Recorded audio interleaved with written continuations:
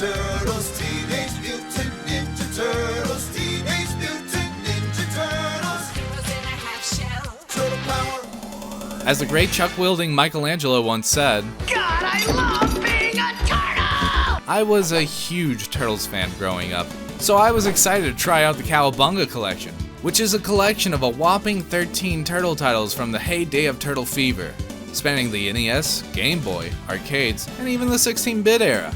And these classics are not only presented as you remember them, but with some modern enhancements to make them more palpable, or tolerable in a few cases. But do these 13 games stand the test of time, or is it all quantity over quality?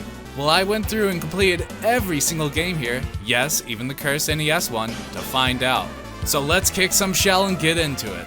The game ninja kicks you right in the face from the start with a brand new animated intro that leads you right into the radical comic book style menu. The whole presentation is nostalgic and fresh at the same time, and it really feels like a celebration of the series. The menus are nice and snappy, although you can't see more than one game at a time, which can get disorienting, especially when scrolling through quickly. The 13 games here are surprisingly diverse, consisting of beat-em-ups, platformers, fighters, and even a Metroidvania?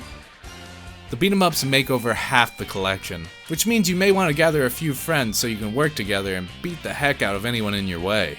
It's just good old arcade fun that's easy to pick up and play since it only requires a joystick and 2 buttons, one for jumping and the other for laying the smackdown. And like most games in the collection, they're short and sweet, only taking around an hour or 2 to beat. But if you're craving more complex combat, there's a trio of 2D fighters, although it's technically just 3 different versions of the same game, that being TMNT Tournament Fighters for the Super Nintendo, NES, and Genesis. But regardless of which version you play, it'll have you pulling off impressive combos in high-stake matches against mutant warriors in no time. There's also a handful of action platformers, including the first 2 Game Boy games, and, of course, the infamous NES original. God, get the up there! Get up there! Cow piece of dog shit. This game is coming out of Ah, James, you have such a magical way with words. To be honest, these 3 are probably the worst of the bunch, as they love being as difficult as possible by throwing way too many enemies at you in otherwise boring levels. But that's where the emulator's bells and whistles can come through, as it includes modern features like 10-second rewind, save states, and even a cheat menu that lets you turn on things like God Mode and level select right away. Though you can still activate the Konami code the old-fashioned way if you're feeling nostalgic. All of this helps you play however you like to play, and these quality of life features are important, as some of these games were designed to be brutally difficult to make up for their otherwise short length. And trust me when I say these features are a literal lifesaver to get me through some of the toughest moments. I'm looking at you, Underwater Stage from TMNT on the NES. Your electric reefs won't claim me this time. On the other hand, having infinite credits for the arcade games feels kinda cheap and takes away the challenge, as virtual quarters are only a press away with the start button.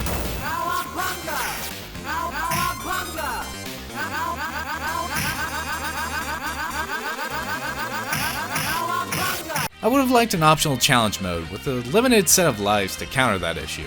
I also found pausing the emulation kinda weird, as backing it out of the menu with the B button can also make your character jump by accident. It's a slight annoyance that'll hopefully get fixed in a future update. Regardless of which game you play, rest assured they look and run as well as I remember, if not noticeably better, as I don't think these games ever looked sharper. Although you can try out a variety of TV filters for a more authentic experience, I was personally quite fond of the LCD filter for the Game Boy games. Furthermore, every game ran flawlessly, without any noticeable slowdown, except in the cases where they originally existed, such as the NES titles. But the Cowabunga Collection has you covered there too, with an option to improve performance by removing slowdown and sprite flickering for the NES games, which is a great option to see in a collection like this. Another great addition is online play for several, but not all, of the games, including TMNT Arcade, Hyperstone Heist, Tournament Fighters, Turtles in Time Arcade, and... wait, no, this can't be. Turtles in Time for the Super Nintendo isn't online? Damn! That's a huge bummer, as I personally view it as the pinnacle of the series and the best game in this collection, even when compared to its graphically superior arcade version. So while it's sadly not the all-encompassing online collection, with 5 other multiplayer games stuck to offline only, these are still some pretty good choices to play online with randos or friends, especially in case for tournament fighters, as the developers went the extra mile and added rollback netcode exclusively for it, and it works incredibly well. I tested and it had no noticeable lag or stutter, which is critical for a fighting game. It really felt like we were playing together in the same room, despite being 1,500 miles apart. The performance of the other 3 games isn't quite as solid because of the reliance on delay-based netcode, meaning your game might perform worse depending on your connection. When playing with just 2 players, it ran pretty great, but you start rolling the dice with 3 or 4 players, meaning you're more likely to experience slower performance or distorted sounds, which can be especially hard to listen to in worst cases.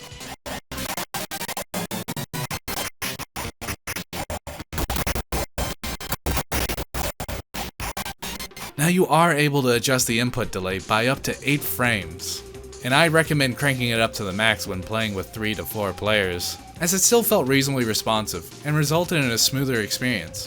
Finally, you sadly can't go online with multiple people on the same system, which is a tad disappointing as this is where some friendships were made together. I also encountered a weird online bug that caused the menu music to play over the game's audio,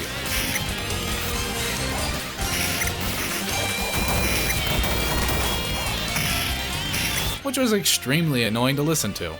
Thankfully, leaving and joining a local game and coming back online seemed to fix it, but it shouldn't be there in the first place.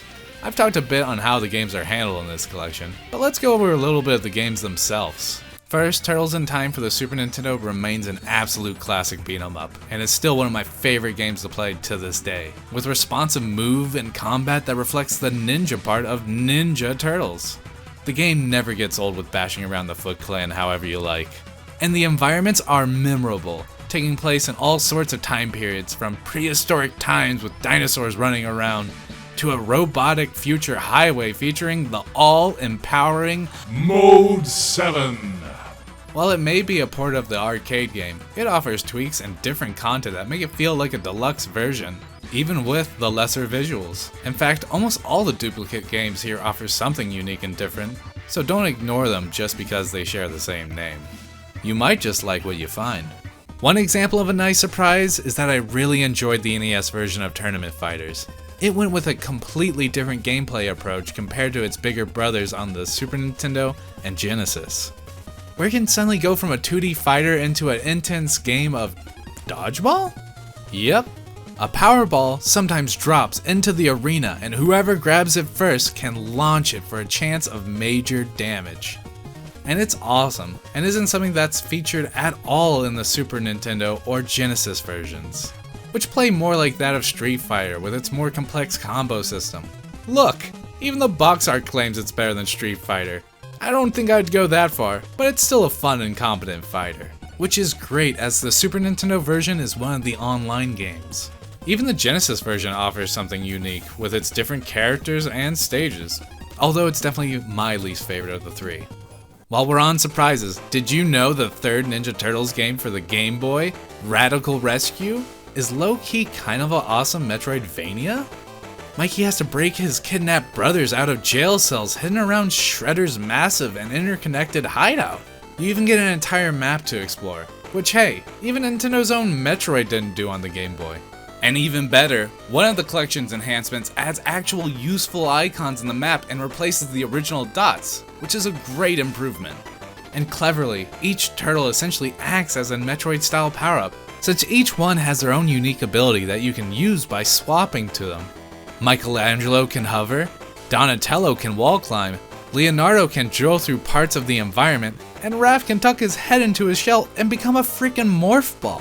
I really can't stress how much I loved this game, and it's one of the greatest surprises I've found in this collection. Its final area is insanely difficult though, so be sure to use the save and rewind feature, since there's no built-in save feature outside of a password entry.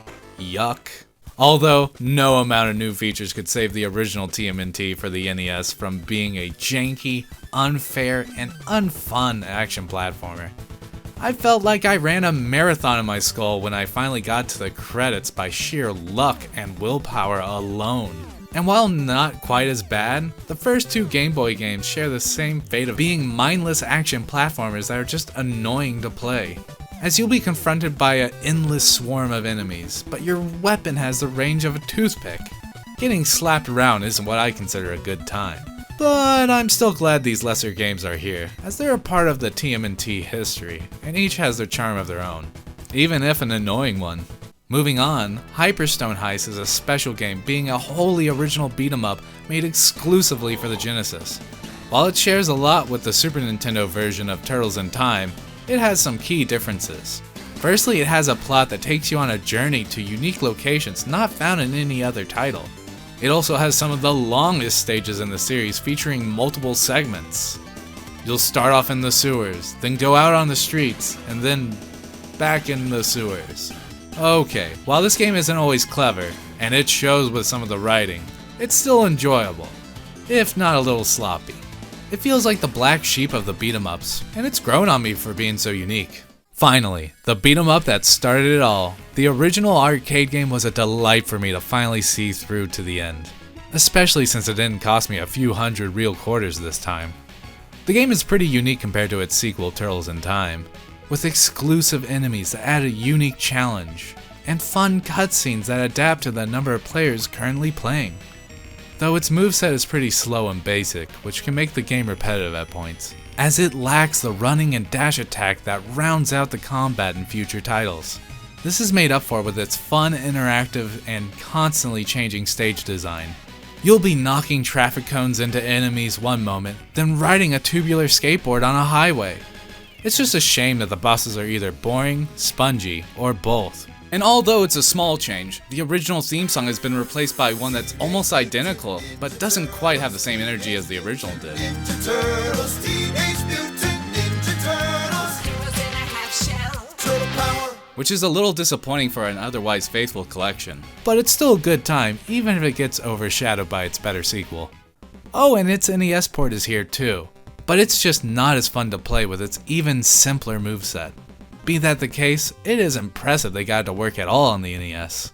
Instead, just go and play its NES follow-up, the Manhattan Project, as it features more polished and arcade-like gameplay, and a unique vacation theme that has you traveling from Florida to New York, taking on a ton of fun bosses. While the games might not all be bangers, the audio for all of them certainly is. It was hard to find any song that wasn't at least enjoyable to listen to. And there's even a sound test for you to jam out whenever you want. The sound effects and crisp voice samples from the arcade are a real treat to hear, even when they're charmingly wooden at times. Prepare to die!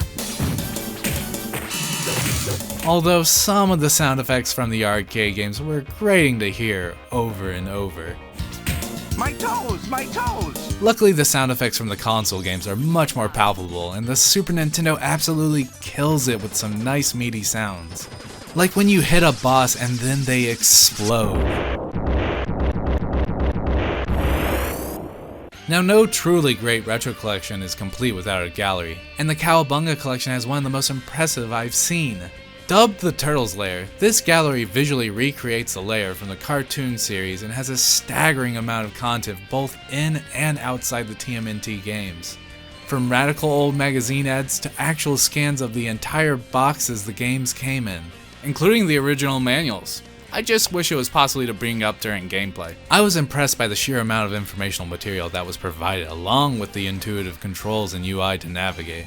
There's a handy search tool that can narrow down the selection to just what you were looking for, making digging into the material a real treat. Unfortunately, some other sections feel a little shallow, such as how you can't open and read any of the comic book issues here, as it's just teases of the cover art. Nor can you watch any of the cartoon episodes listed. Hope you enjoy screenshots of images you could probably find on Google. But then again, you'll find some real standouts in the gallery, like the translated versions of the original game development documents, which is incredibly cool, such as the character guide sheets that label all the key features the characters must have to be accurate to the source material. There's even an interactive strategy guide that looks like it was ripped straight out of the 80s or 90s, and it can be pulled up mid-game for exactly when you need it. These guides offer a wide range of assists, from movesets to stage maps depending on the game, which is especially useful for Radical Rescue. Even Raph shows up, making little quips on the page. Now some of the featured screenshots can be turned into gameplay clips at a press of a button. That's some next level stuff. So with this legacy of games, art, music, and history combined, the Cowabunga Collection is absolutely a package worthy of its name. Outside some small issues, like the clunky pause feature or some online woes, it's otherwise a stellar collection. If you're a Turtles fan, this is an absolute must-buy, as it's a wonderful trip down memory lane, even in the cases where the game will have you pulling your hair out. As for everyone else, this still provides some of the best arcade action there is to find that still holds up decades later and is worthy of checking out, especially if you're a fan of beat-em-ups, fighting games, and sweet Metroidvanias. Really, it's an amazing collection, and it may just spark new love for the green team. And that's why I loved being a turtle in the Cowabunga Collection, as it brings the best out of this beloved franchise and makes it so easy to jump in. And there you have it, GameXplain's review of Cowabunga Collection. Thanks for watching, and make sure you subscribe to GameXplain for more on the Turtles and everything else in gaming too. Cowabunga!